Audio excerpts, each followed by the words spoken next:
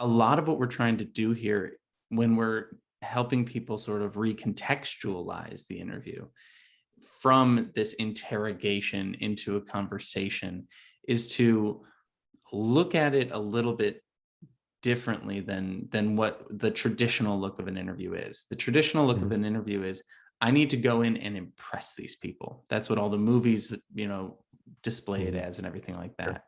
Versus, I need to go in and help these people. A company is only hiring because they're in pain. They're stressed out. They have too much work and not enough people. That's why they're hiring. They're not sitting there on a mountain saying, we have so much money, let's give someone a chance, right? So when we go in with this idea of, I need to impress them and I need to get them to give me a shot, this whole like Hamilton, not going to miss my shot thing, like that's not the right approach to it. The right approach is a more consultative, helpful approach, which applies to the tech interview too, because if you just go in and do the tech interview and give them the answer, that's not a good tech interview, because you haven't done the actual important thing of the interview, which is explain to them what you did, why you did it, how you got to this conclusion, and what you can do in the future. And the same with like the difference between being impressive and being helpful. If I'm trying to be impressive, I'm trying to use a lot of jargon. I'm trying to sound the part. I'm trying to like look the part. I'm trying to fake it till I make it. Versus going in and being helpful, what you're doing is saying, I don't know everything, but I have enough skills to help your business do X, Y, and Z. You wouldn't be talking to me if you already had someone doing this. So what is it you're struggling with? And then asking those good questions. And it takes the pressure off of the interviewee a little bit to be like, I'm just here to learn. I'm here to help. I'm here to provide value. And maybe it's a fit, but maybe it's not. And whereas most people are like, if this isn't a fit, my life is over. Like we catastrophize, we do all these different things. And so one of the things that people always talk about is like, I need to go get another certification and then I'll be confident to do the interview. Or I need to go learn this new algorithm, then I'll be confident for the interview. And I'm like, I think we just need to like figure out how to be more relaxed and okay not knowing things, because that's when you actually look confident. When you're like, I don't know that, but how are you using it? And how quickly would you need me to get up to speed and things like that? So how do you sort of talk to people, especially in the tech world, where it's very concrete? We need X years of experience. We need X software. We need things like that. Like the funny cliche is the person who's like, they said they needed 5 years of experience with this software, so I could never get that job because I only built it 2 years ago. Like that whole joke. What do you say to tech people who are so concerned about the technologies and the metrics and the number of years and everything like that? There's actually a funny Twitter feed or a Twitter thread that you can go find too, where the person that built the tool Homebrew for the Mac, and it's this tool that downloads other tools.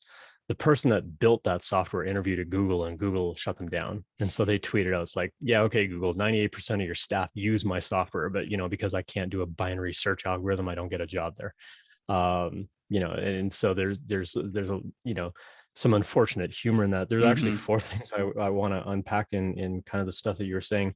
I think asking that question, like, what else can we discuss? I think that's a question that both sides could ask.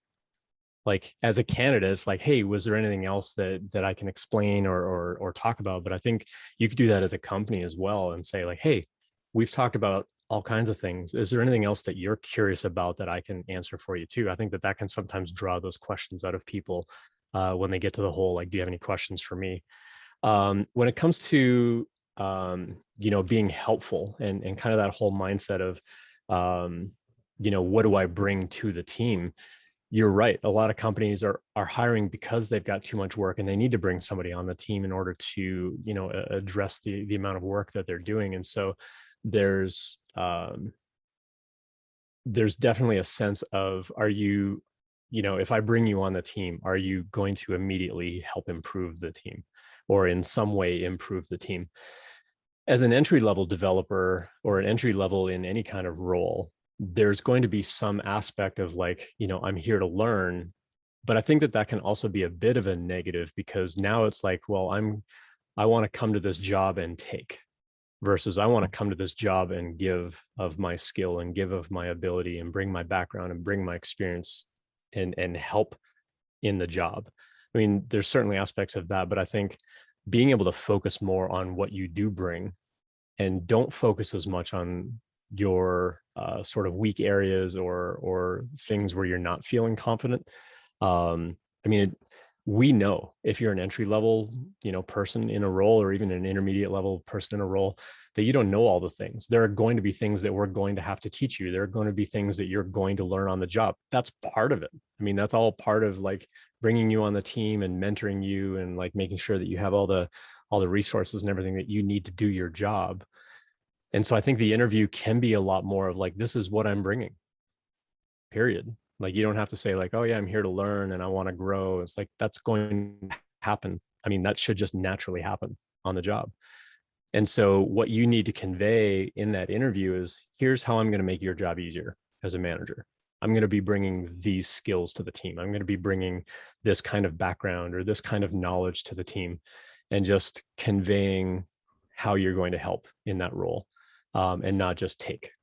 So I usually tell people like, in the cover letter and things like that, like, don't mention things like, I'm interested in growth and I'm interested in training, because now instead of saying, here's what I'm bringing to the company, you need to call me for an interview, you're saying like, I bring these skills, but I also want this from you as a company. And as much as possible in that application process, you want to reduce your ask. You want to reduce the things that you're asking them for, and you want to highlight, this is what I'm bringing to you, because that's what they're looking for. They're looking for somebody to come and bring things to them. And so I think being able to highlight that and really be able to talk about that. As far as the whole like must be perfect first, like I have to learn all the things. If you have to wait until you're 100% ready, you're never going to be ready. I mean, we've been chatting now for 50 minutes. There's probably like 3 new JavaScript frameworks that have been released in that time, and probably 2 new programming languages. Like, just things in the tech industry change so fast. And there's like, some new design pattern that somebody just invented or gave a name to, or like somebody figured out some new cool algorithm that, you haven't learned yet. And like, oh shoot, now I got to go learn that before I can apply for any jobs. Like, no, you don't. You know what you know. You don't know what you don't know. Just to go apply for the job. You don't have to wait to be perfect to go apply for that job. One of the changes that I'm really keen on making at Stream, where I work as their director of engineering learning, part of my goal is to interact in that interview process and figure out, okay, well, based on the interview, we want to focus on good people who are good problem solvers, good team members. And if they don't have certain aspects of technical skill, I'm going to help get them trained on those things. I'm going to have curriculum that either I've written or other people have written, and I'm going to sit down and make sure that they're going through that training and that they're up to speed on things. Now, during an interview, it doesn't mean our signals are going to be perfect and go, well, you said you didn't know this thing, and so you have to go like get a certification and something to prove that you know that thing. It's not going to be that in depth, but that way we can focus on just the person and less about, did they have the perfect level of skill? I mean, that's still important, and somebody with more of that skill is going to sort of outperform people that don't have that skill. But that way we can focus more on the person. And so again, like, that's why I'm saying, like, as companies, we need to kind of reinvent what our interview process is going to be. Like, how do we focus more on the individual and less on the things that they know, so they don't have to feel like I'm 100% prepared or I'm 100% qualified for that job? Because, studies have also shown, like, men, for example, they'll look through a job post and they'll go, yeah, I meet like 10% of that criteria, I'm going to go ahead and apply. Where non-males and people who've been historically marginalized in the tech industry, they're like, I have to meet 100% of that criteria or I can't even apply. It's like, no, go apply for the job anyway, because you're applying for, against other people who don't have that whole list of skill either. And I think that that's where we got, this massive imbalance in tech, where it's like a lot of white dudes in tech, because we're like, YOLO, just go apply for that job. Whether or not we feel we're prepared because it sounds like an interesting job and we're just going to go for it. Where other people, they feel marginalized and they feel like they have to be 100% prepared, or they have to have 100% of the qualifications, and you really don't. Just it kind of revisiting, kind of back to the whole, like, you do need to be yourself.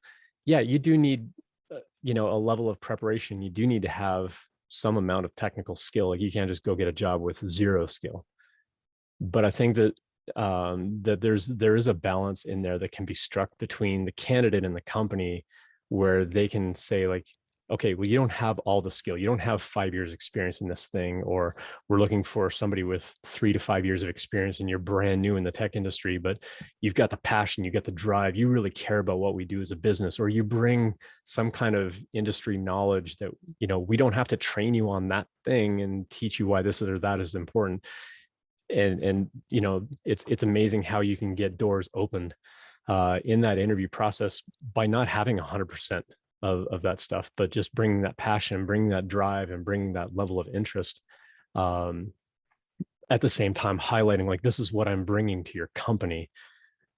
And you can certainly talk about like, I'm really keen on what I'm going to learn in the role, without focusing on that as a negative, because as much as possible, you want to take the focus away